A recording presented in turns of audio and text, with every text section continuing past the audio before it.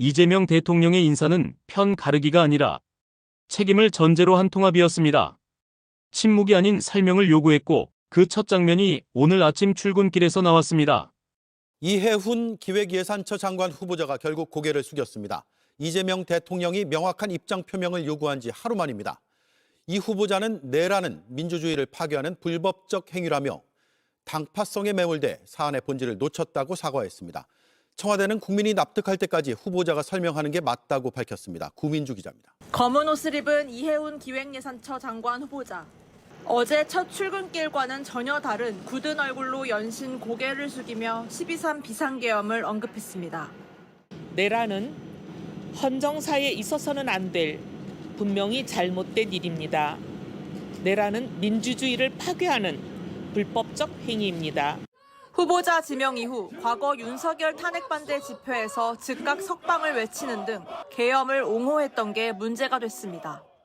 이재명 대통령은 어제 내란과 관련해 명확한 입장 표명이 필요하다고 했는데 하루 만에 사과에 나선 겁니다.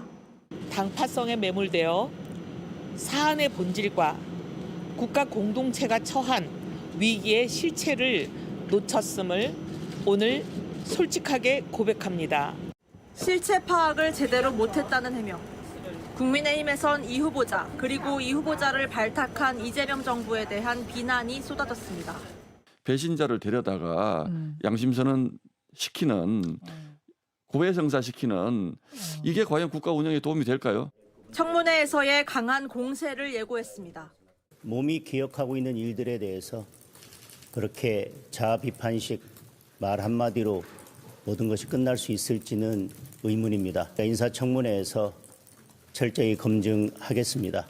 하지만 국민의힘 내에선 이해훈 전향을 계기로 당이 변화를 꾀해야 한다는 목소리도 나옵니다. 초재선 모임을 이끄는 이성권 의원은 중도 보수에 있던 사람들이 현 정부에 합류되는 건 반성할 지점이라고 했고 또 다른 재선 의원도 신경질적인 반응을 멈추고 윤허개인을 넘어서는 플랜이 필요할 때라고 꼬집었습니다. JTBC 구민주입니다. 통합은 말이 아니라 구조입니다. 이재명 대통령의 인사를 보면 공통점이 있습니다. 이해훈, 그리고 김성식, 정치적 상징이 아니라 국정을 안정시키기 위한 선택이라는 점입니다.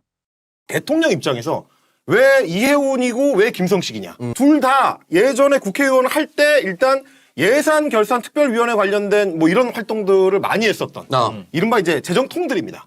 경제 쪽에 이제 국회 내에서도 전문가라고 불렸던 직군에 있던 사람들이고 특히 이제 이해훈 후보자 같은 경우는 원래 전공이 재정 쪽이랑 사회복지 쪽이에요. 네. KDI에 있을 때부터도 그랬고 국회에서 활동할 때도 주로 그 분야에서 많이 일을 해왔습니다. 아주 파격적 인사에 대해서 얘기를 안 나눠볼 그렇죠. 수가 없습니다. 그렇죠. 자, 파격 인사 2명의 이름이 대표적으로 거론됩니다.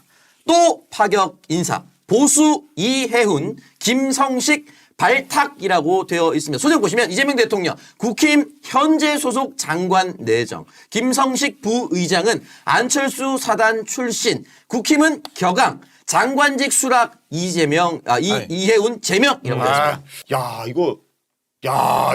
있습니다. 작정을 했다라는 생각이 들면서 저는 이제 뭐 그 두 분이 최근에는 뭔 일을 하는지 잘 몰라가지고 보수 인사라는 생각만 했고 그 옛날에 바른미래당 출신들이야. 이제 그런 어떤 이 보수 정당 내에서는 소위 소장파로 불리던 사람들이기 때문에 작정했다라는 생각과 함께 그 인터넷에서 한창 유행했던 그 하스스톤이라는 게임과 관련된 인터넷 밈이 있습니다. 거기 이제 보통 뭐라고 나오냐면 야, 게임은 이기려고 하는 게 아닙니다. 상대 빡치게 하려고 하는 것이다. 바로 어제까지도 국민의힘의 서울, 중구, 성동구, 을 지역구의 당협위원장이었다. 그러니까 정계 은퇴 수순에서 당협위원장을 던지고 야인으로 있었다면 뭐 그래 그럴 수 있다는데 현직을 유지하면서 어저께까지도 어저께까지 장관 그래서, 후보자로 지명되기 직전까지도 여전히 중성동 을의 당협위원장이었다. 국힘 사무실로 출근을 했다는 거 아닙니까? 그래서 바로 생각난 게 뭐였냐면 저희가 기억하는 이해훈 전 의원의 마지막 모습 그건 하태경이랑 머리끄덩이였습니다. 그렇죠. 하태경 믿기 힘든 결과 이해훈 늘 대통령 공격하니까 그런 거 아니야?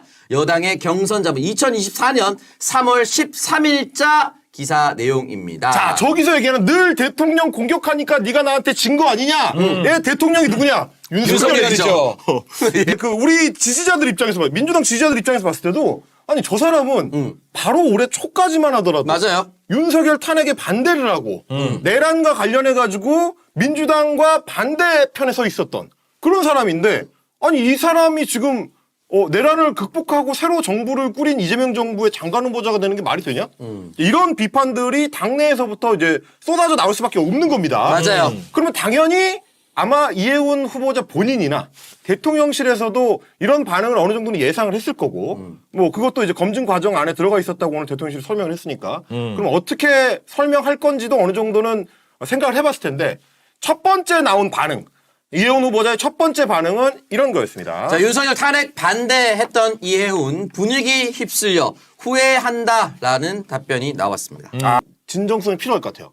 이게 후회한다 같은 경우는 네. 좀 다른 차원의 문제야. 아, 맞아요. 예, 후회한다라든지 뭐 분위기에 휩쓸렸다라는 거, 분위기에 휩쓸리면은 누가 주최한 그 집회에 나갈 수는 있습니다. 분위기에 휩쓸려서. 네. 그렇죠, 그렇죠. 근데 집회를 자기가 만들지는 않죠. 네, 주최하는 건 좀 다른 그건 문제인데. 분위기에 휩쓸리는 건 아니에요. 네. 그러니까 굳이 따지자면 아마 본인이 당협위원장이고 네. 내심으로는 어떻게 생각했든지 간에 그 일을 안 하면 안 되니까 뭐 했을 수는 있죠. 네. 그런 거를 조금 더 설명할 필요는 있을 것 같고 그리고 네. 무엇보다도 후회한다 정도로는 새 약해요. 정부의 일원이 되기에는 네. 부족합니다. 약해요, 약해요. 이거는 훨씬 더 명확한 선긋기가 필요해요. 네. 그리고 그걸 요구하는 게 대통령일 거라서 사실 오늘 대통령도 저 해명에 대해서 한 번 더 명확하게 선을 그어줬습니다. 자, 대통령의 의중은 여기에 있습니다. 이재명 대통령 이해훈 내란 발언 본인이 직접 소명하고 단절 의사 밝혀야라고 되어 있습니다. 이재명 대통령은 과거에 좀 용납할 수 없었던 그런 내란이나 이런 부분에 대한 발언에 대해서는 본인이 직접 좀 더 충분히 소명해야 하고 그 부분에 있어서 단절의 의사를 좀 더 표명해야 하는 게 맞는 것이 아닌가라고 말했습니다. 자, 좀 더 해야 된다라는 얘기는 뭐냐면 오늘 한 걸로는 안 된다라는 약하다. 얘기입니다. 네. 그러니까 대통령 인사권자인 대통령이 봤을 때도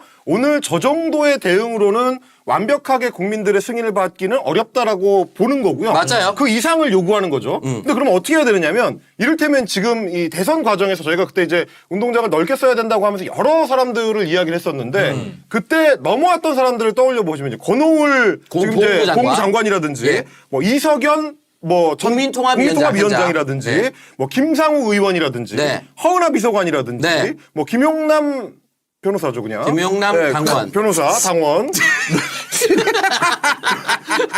그리고 이제 송미령 농림수산식품부 장관. 네. 이런 분들을 보면 일단 명확하게 이 사안에 대해서 확실한 기조를 갖고 있습니다. 그건 뭐냐? 이거는 반란, 내란이고 그렇죠. 있을 수 없는 일이다. 그러니까 단순히 뭐 계엄은 잘못됐다. 하지만 이라고 이어지는 그 국민의힘 까라들의 그런 말로는 안 되는 거고요. 저희가 그때 얘기했던 건 3단계입니다. 일단 계엄이 불법이었다.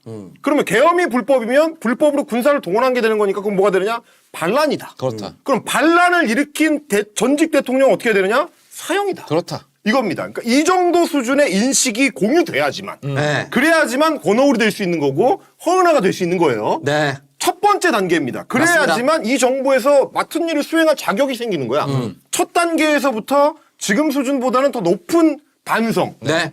정말 통렬한 반성이 있어야 됩니다. 소위 말해 국민의 눈높이 특히 네. 민주당 또는 그렇지. 민주 진영의 지지자 빛의 혁명으로 거리로 나섰던 민주당을 지지하지 않더라도 그렇지. 내란만큼은 절대 안 된다라고 외쳤었던 그 분들을 조금이라도 마음을 누그러뜨릴 수 있는 그렇죠. 그런 정말 전면적인 반성하는 모습이 필요합니다. 윤석열은 내란 수괴고 내란 수괴는 사형이다.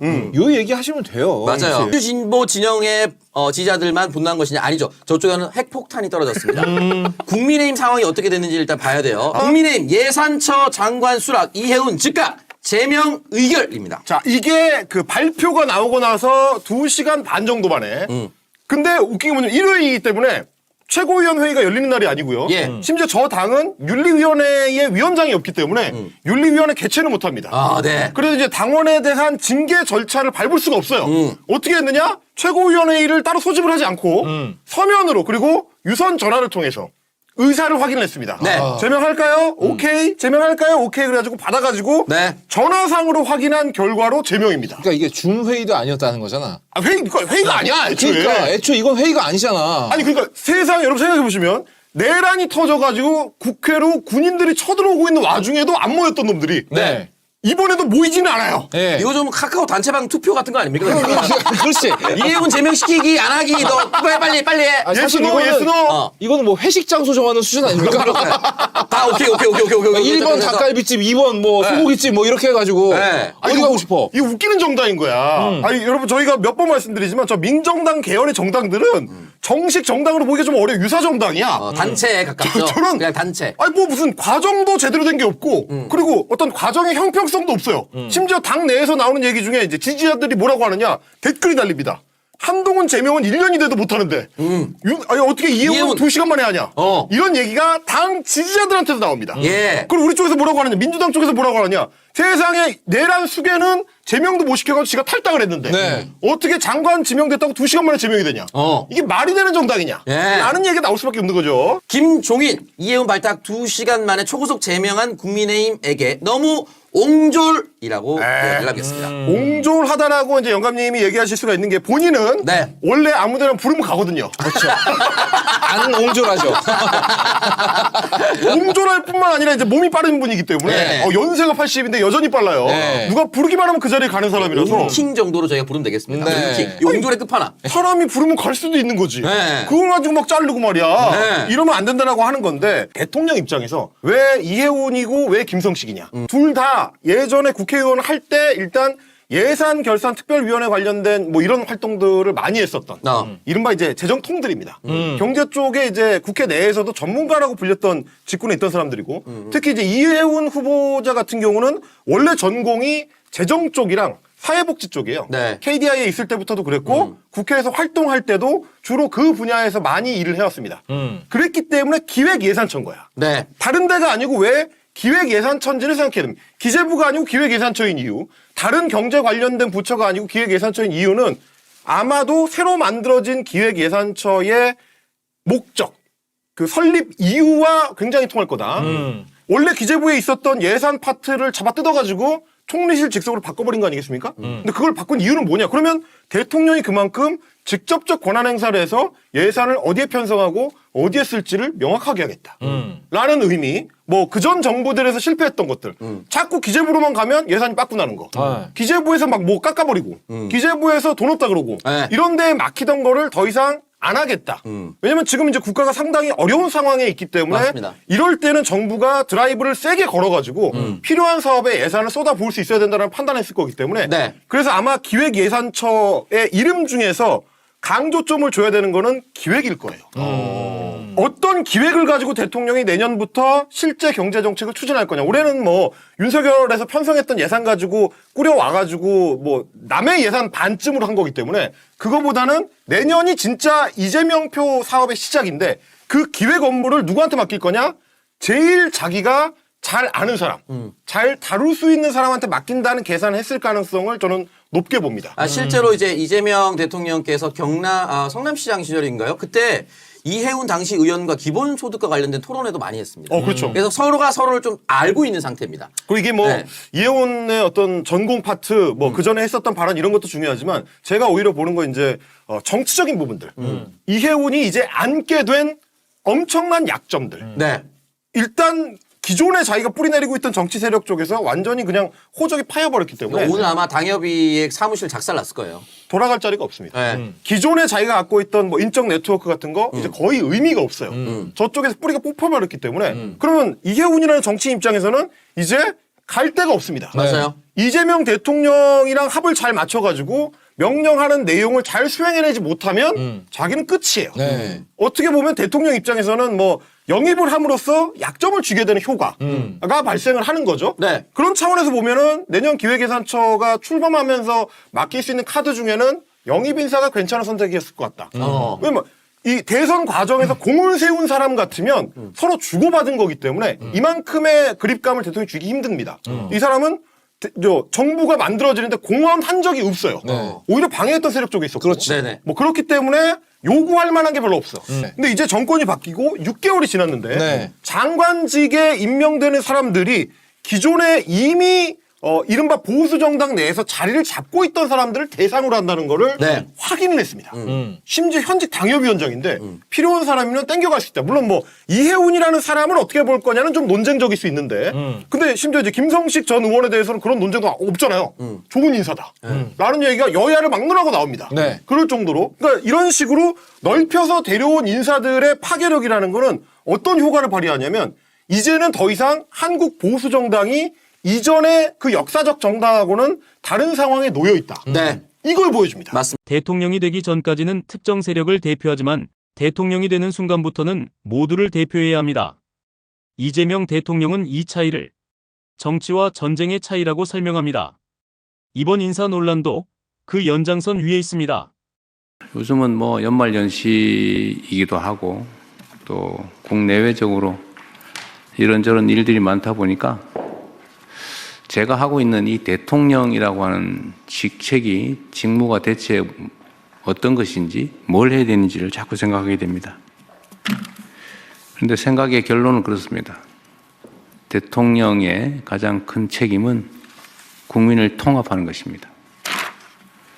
국민들의 통합된 힘을 바탕으로 국민과 국가의 더 나은 내일을 만들어가는 최종의 책임자, 그게 바로 대통령이라는 생각이 듭니다. 세상에는 온갖 가지 일이 있는 것이고 다양한 사람들이 있습니다. 생각도 다양하고 입장도 다르고 지역도 다르고 많은 것들이 다른 사람들, 그런 사람들이 무려 5,200만이 모여 사는 게 대한민국 공동체입니다.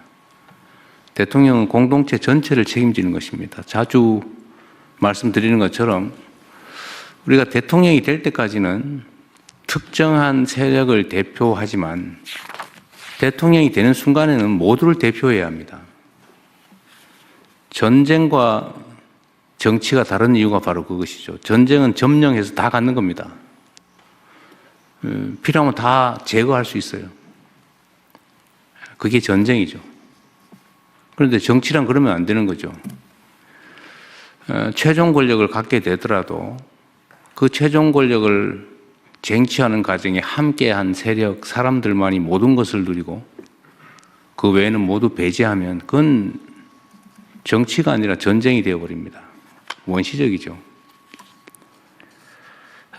우리 사회가 예를 들면 7가지 색깔을 가진 무지개와 같은 집단이라고 할 수 있겠습니다. 뭐 빨간 생각하는 사람, 파란 생각하는 사람, 노란 생각하는 사람, 보라 생각하는 사람, 흰 거 생각하는 사람, 까만 거 생각하는 사람, 온갖 사람들이 있지 않겠습니까?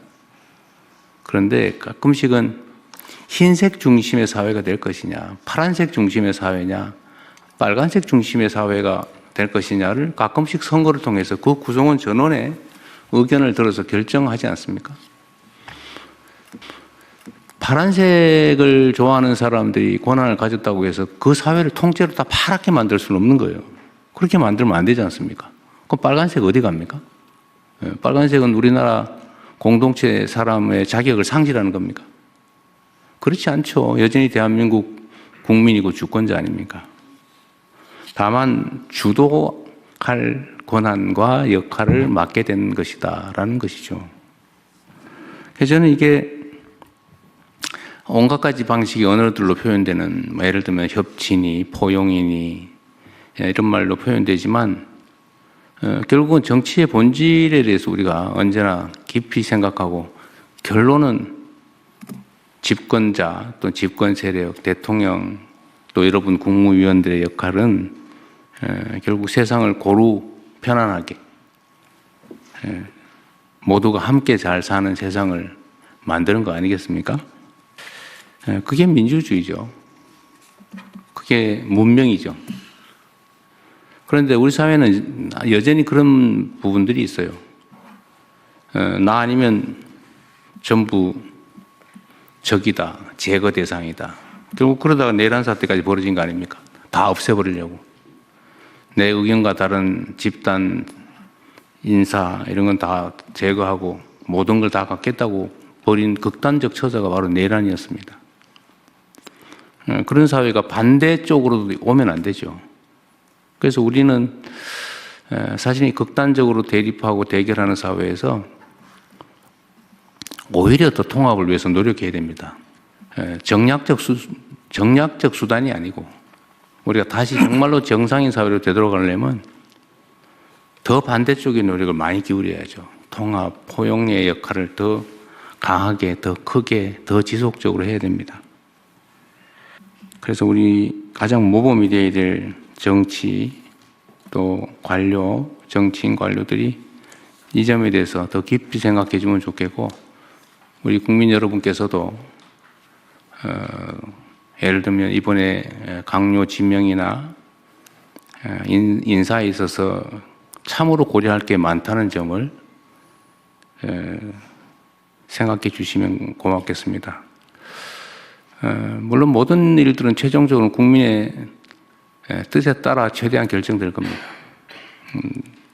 그러나 또 그 과정에서는 다름을 서로 인정하고 나와 다른 사람들의 존재를 긍정해주고 의견이 다른 게 불편함이 아니라 시너지의 원천이다, 이렇게 생각할 수 있으면 좋겠습니다. 뭐 군더더기 같지만 한 말씀만 더 드리면 시멘트만 모으면 시멘트 덤이죠. 모래만 모아놓으면 내가 모래니까 모래만 잔뜩 모으면 모래덤이죠. 내가 모래면 모래 말고 자갈, 시멘트, 물을 모아야 됩니다. 그래야 콘크리트를 만들죠. 그래야 새로운 세상으로 나가죠. 그래서 좀 더 포용적이고 좀 더 융화하는 그런 대한민국이 되길 바랍니다. 이재명 대통령은 말합니다. 한 가지 색으로 사회를 덮으려는 순간 정치는 전쟁이 된다고. 다른 의견은 제거 대상이 아니라 함께 섞여야 할 재료라고 말입니다. 시멘트만 모아선 아무것도 만들 수 없고 모래만 모아도 미래는 오지 않습니다. 서로 다른 재료가 섞일 때 비로소 새로운 사회가 만들어집니다. 이번 인사를 바라보는 시선도 그 통합의 관점에서 다시 볼 필요가 있습니다.